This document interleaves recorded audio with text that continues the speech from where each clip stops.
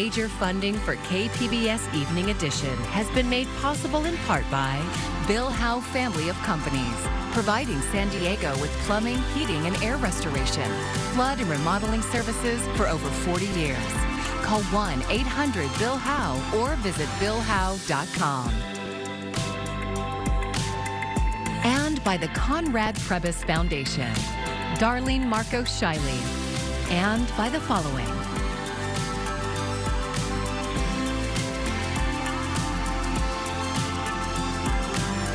And by viewers like you. Thank you.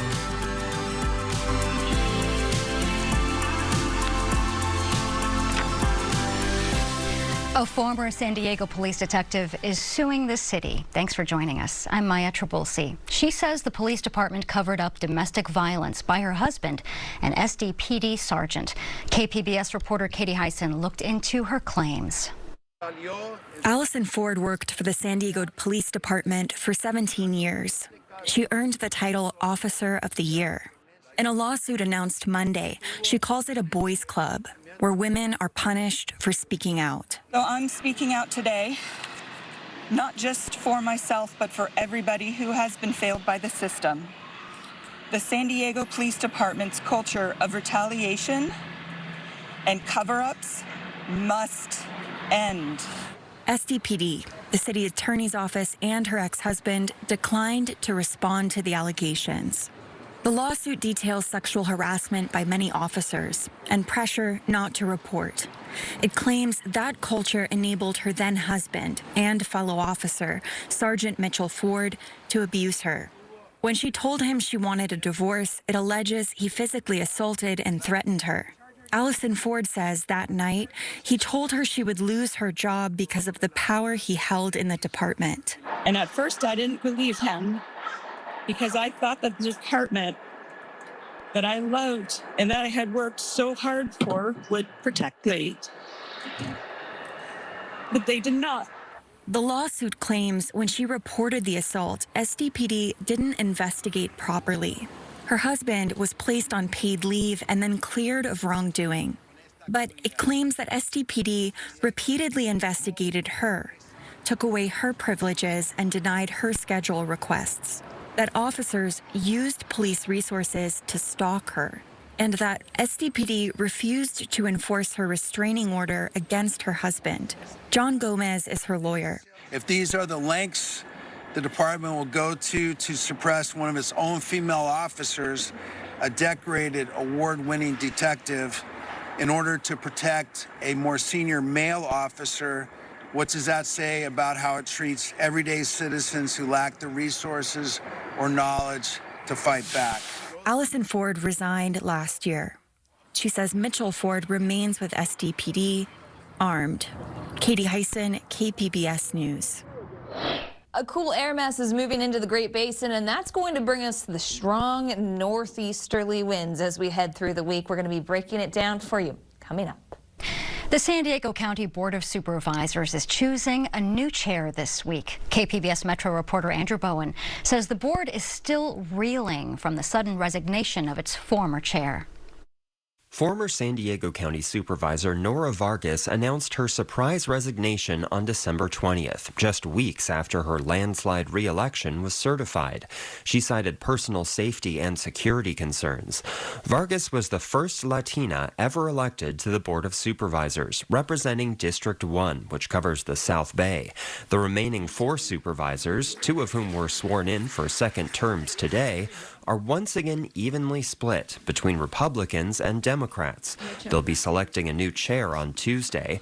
Next week, they'll have to decide whether to fill the District 1 vacancy by appointment, a special election, or both.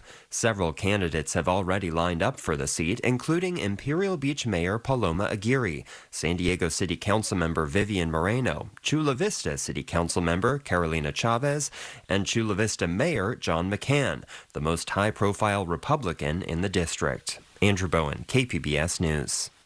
Encinitas has a new mayor coming up. KPBS sits down with a new leader to talk about his goals for the city.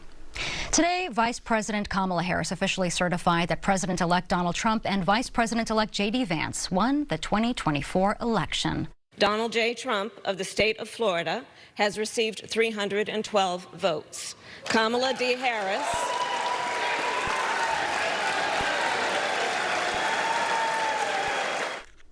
A joint session of Congress met today to certify the presidential electoral votes in which Trump and Vance won with 312. The certification comes 4 years after a deadly riot at the Capitol paused the certification of President Joe Biden's win in 2021.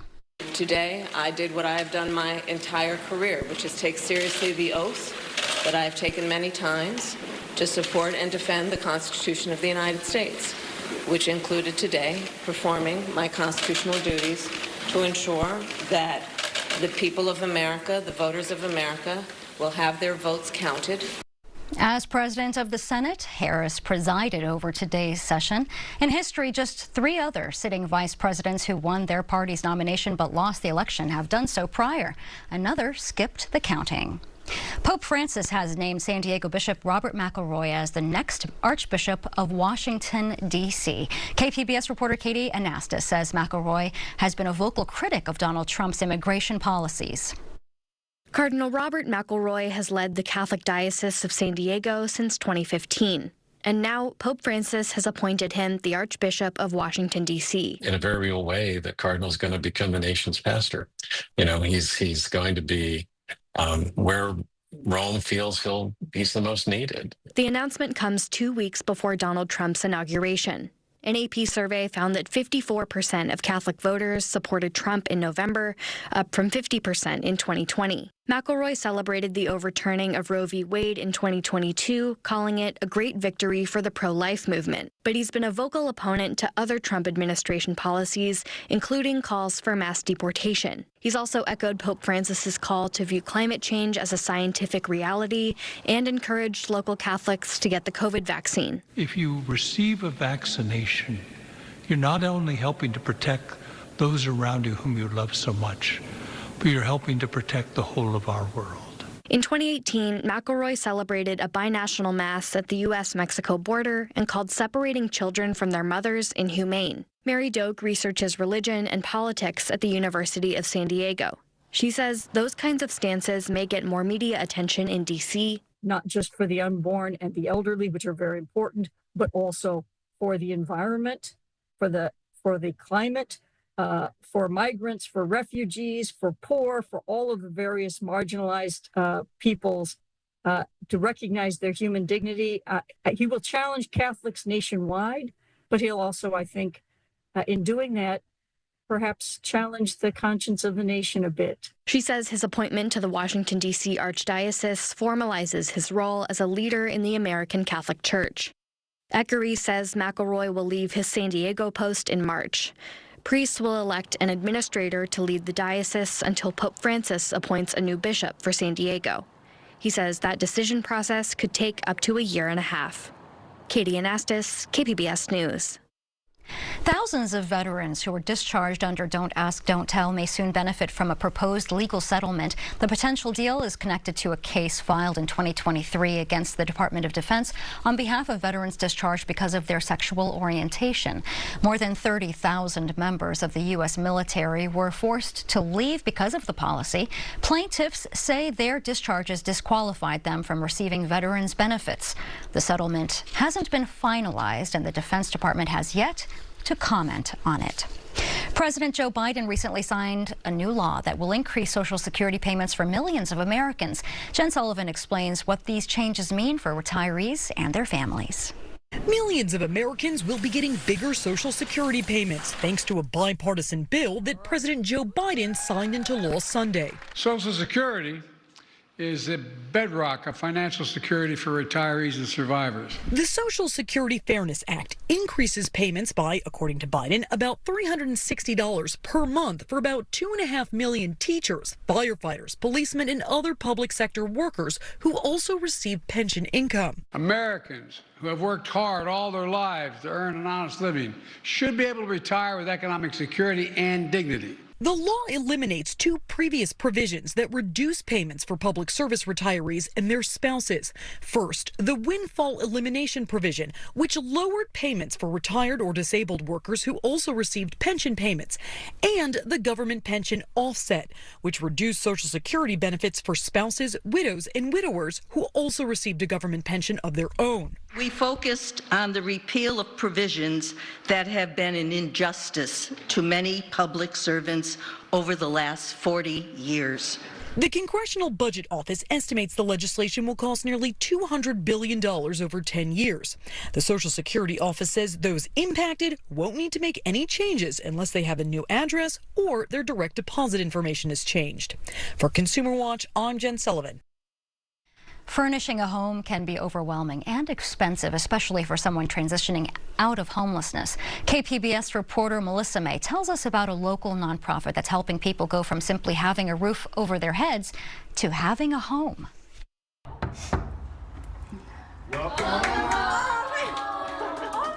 What? This does not look like our house. This is so beautiful. It's so nice. What? Thank you so much. That's Rita Chavez and her son Dominic seeing their fully furnished home in Chula Vista for the first time. Pretty homey, right? But it didn't always look like this. This is what the apartment looked like just a few days before. No furniture, no Christmas tree, not even a family photo. Before getting their place, the Chavezes were living in the South County Lighthouse in National City. It's an emergency shelter run by the San Diego Rescue Mission. I was going through a lot. I was having problems with certain people, and I had some addiction problems as well, and it closed roads for me, so I needed a new start. Scott Miner was Rita's advocate at the shelter. Rita was the person that was able to grind and work her way, and she just was hungry. She was refused to go back to the streets and for her son Dominic. And so she worked very hard. She put in the work. The work included completing legal paperwork, doing chores, and staying sober. And because Rita did her part, Miner was able to find them an apartment, making them the first official graduates from the South County Lighthouse. They pushed us like to say everything's gonna be okay, you are gonna get a home. But that home was an empty apartment with nothing more than blankets and pillows on the floor. That's where Humble Design San Diego comes in. It's one thing to have shelter, to have a space, but it's another thing to make it a home, and a step further, a home that is catered to the individual or individuals that are inside. Courtney Brown is a designer for Humble. The nonprofit designs and fully furnishes home interiors for people transitioning out of homelessness. There's a dignity in having a home and not having to worry about having a bed to sleep in or not being able to have pots and pans to cook with. And everybody deserves that. Humble has a 15,000 square foot warehouse in Logan Heights full of donated furniture and housewares. My favorite thing about Humble is all the hands and people that go into it, from somebody who's just making a donation and how that donation comes to our warehouse. It's touched by volunteers, it's pulled by volunteers, and it ends up coming to a space to better somebody's life. Bettering Rita's life started with an initial client meeting. This is where Courtney and her team got to know Rita, what motivates her, and what a home means to her. With relatives, everybody, where you guys can unite in a one place, in one area, to have a lot of good times, together. This is the first time that she has a say in the design of her space. I would like a little recliner right there. Recliner? If you could get, a little sofa recliner right there in the corner. I want an altar in my room where I could put Jesus' face and the archangels, and like I said, like crystals, quartz, like tourmaline, all my little stuff, like obsidian, just crystals. I like stuff like that. It relaxes me. Throughout the meeting, Rita told the designers her son had one request. He really told me to let everybody know that he wants a console, So he really wants one. Then it was time for the designers to choose what would fill that empty apartment. Come back to the space and I think about Rita as a person and what she would want and just kind of the energy she brings, and I try to find items that match that. 3 days later, the Chavezes were sent out of the apartment for a few hours, while Team Humble came in to transform it with some help from the San Diego Padres Foundation. Then Rita and Dominic came home for the big reveal, what Humble calls the client's day of joy. Oh my God, this is perfect. Remember the altar Rita requested? This is perfect. This is what I want. That wasn't me. This is more perfect than I thought. And the recliner? Oh my God, shut up. You guys remembered. And remember the one thing Dominic wanted? A gaming console? He got it, thanks to the Padres Foundation. No way. Look at this. This is no way. He really wanted that. Merry Christmas, bud. I wasn't planning to cry, but I'm gonna cry. Rita says she's going to treat her home with care and make visitors feel as welcome as she felt during her day of joy. It was overwhelming. It was overwhelming because nobody ever did this for us. No, this is the first time anybody ever has did anything like that for us. To date, Team Humble has furnished 450 San Diego homes. I feel safe. I feel like nobody could come in here and do anything. Just, I don't know, it just makes it home. That's the perfect word. That's the key word, home. Melissa May, KPBS News. A very nice story there by Melissa. Well, flu cases in San Diego County have risen year by year, with this season's peak being the highest in 5 years. According to county data, flu cases reached more than 3,560 this season alone. Our media partner KGTV spoke to a doctor at Sharp Memorial Hospital who says trends are going back to what they were before COVID. And that is because during the pandemic, many were taking preventative measures like masking and social distancing. Short answer is yes, we are seeing more cases than recent years. There's definitely been kind of like a more rapid increase in the number of cases and a larger number of cases around this time when you compare it to the last 4 or 5 years or so. And the CDC reports visits to the emergency room because of influenza are high and continue to increase. Symptoms include fever, chills, cough, and sore throat.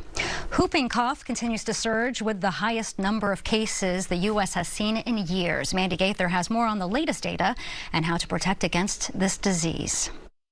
It's a disease that's been surging for months. Now the CDC says whooping cough cases are the highest they've been in a decade in the U.S., with no signs of slowing down. And what this bacteria does is it attaches to the cells that line the airways.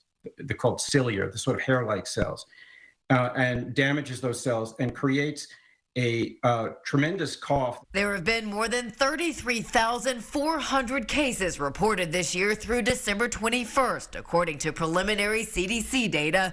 Early treatment with antibiotics may lessen the severity of the infection, but experts say this disease is also preventable through vaccination. Prior to the 1940s, when vaccinations were not that common in the United States, about 9,000 kids would die per year in the United States. In the U.S., the vaccine coverage rate that protects against whooping cough was just over 92% for the 2023-24 school year, a decrease from the year before, and coverage for all vaccines decreased in most states. And as this rate drops, the level of infection in the community rises.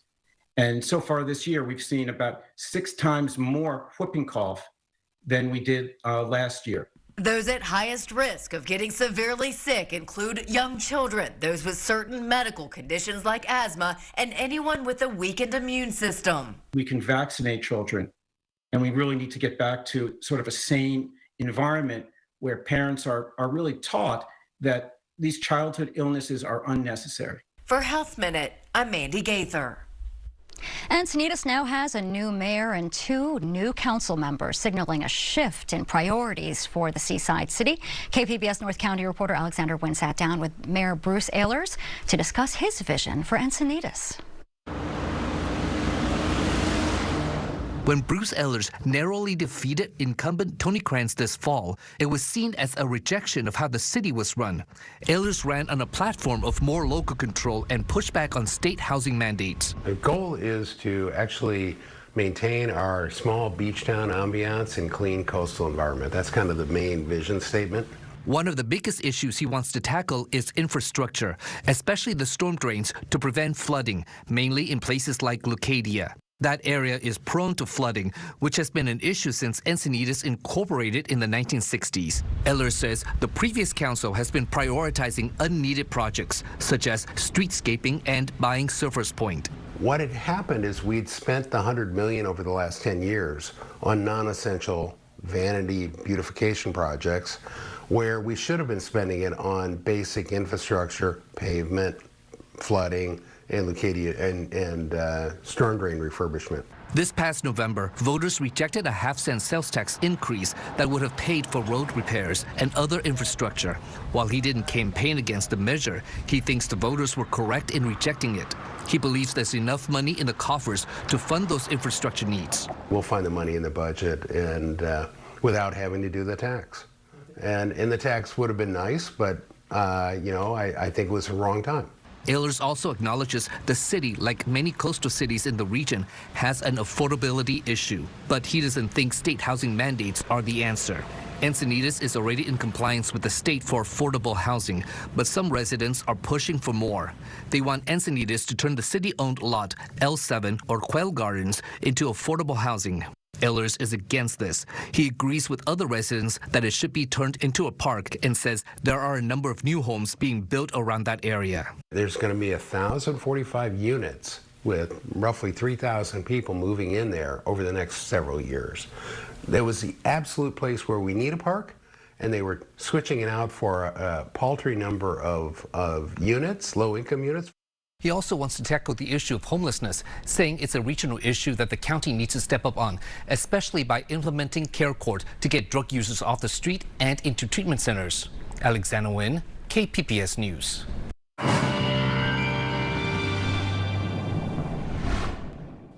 Some big changes on the way for us as far as temperatures are concerned and even what we can expect throughout the week. First up, we are looking at a cool down ahead for us.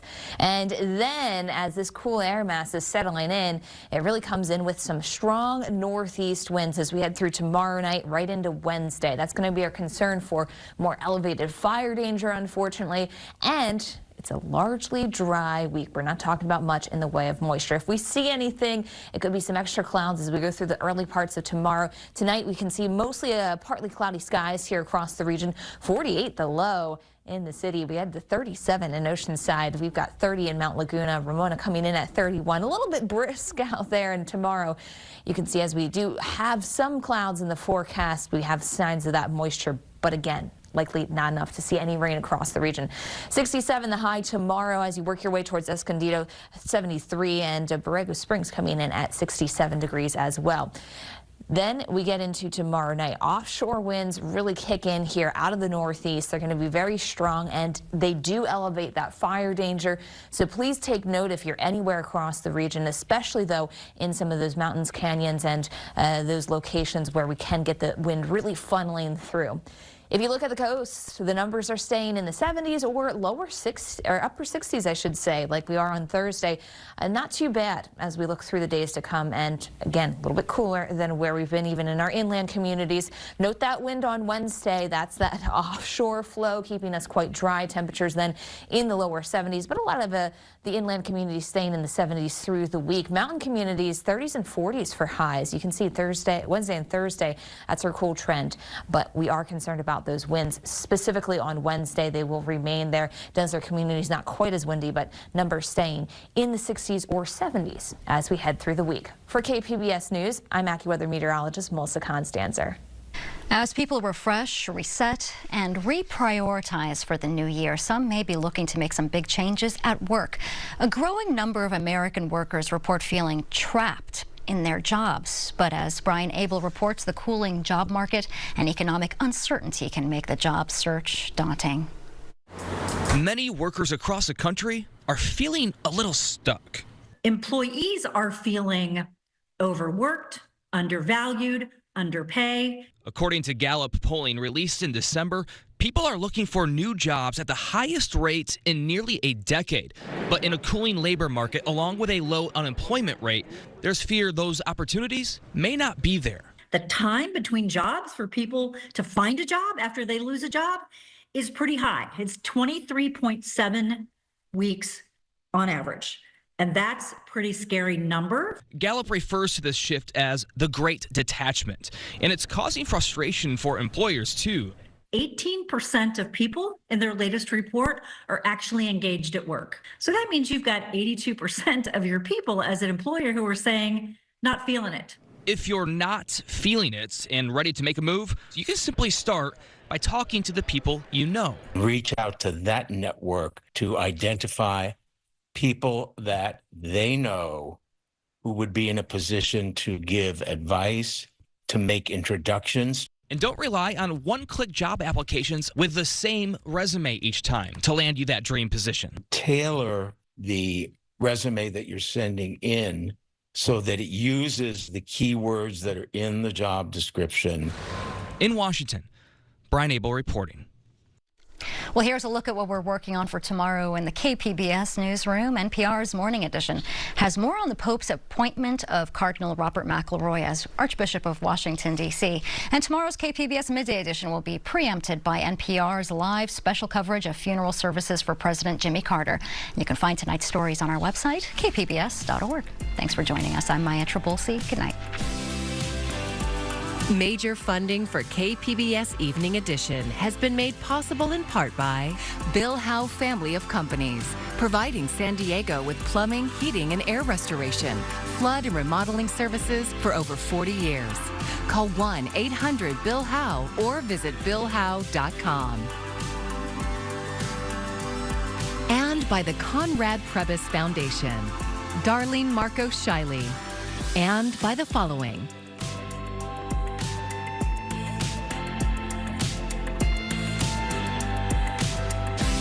and by viewers like you. Thank you.